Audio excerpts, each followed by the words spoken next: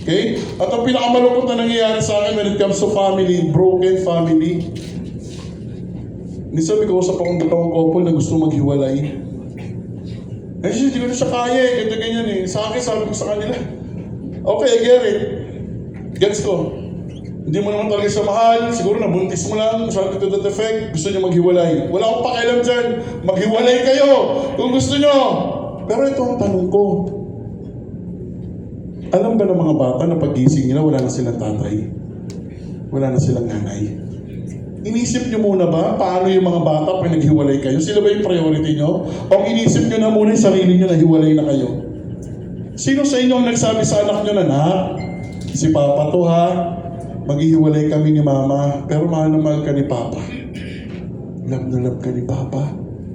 Pag kailangan mo si Papa, magme-message si Papa ha. Sa nanay, ganun din na. Love na love ka ni Mama.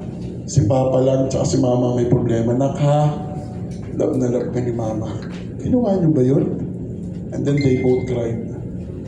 Tapos magiging masaya kayo yung anak nyo, tignan nyo magiging buhay. Diba? Priority nyo sarili nyo. Pero yung anak nyo, hindi man lang nyo binigyan ng prioridad. Dahil maghihiwalay kayong dalawa. Nakakalungkot when it comes to family. Kasi sa family, ibig sabihin nito, Father and Mother, I love you. Wala na. Diba? Yan nakakalungkot. Kasi ang dali mag-desisyon, maghiwalay tayo, hindi na kita mahal, ayoko na sa'yo. Madali yun eh. Pero yung mga bata, paano may paprocess yun? Nang pag-gising niya ng umaga, wala na siyang tatay, wala na siyang nanay. Dadali na siya sa lola or sa tita, yun yung mag-aalaga sa kanya. Tapos mababalitaan niya, may anak ng iba si nanay, may kinakasama na rin si tatay na iba. Ang tanong ng bata, mahal pa kaya nila ako? Kasi may anak ng iba eh. Alam pa ba ni tatay na may anak siya? O ni nanay? Di ba?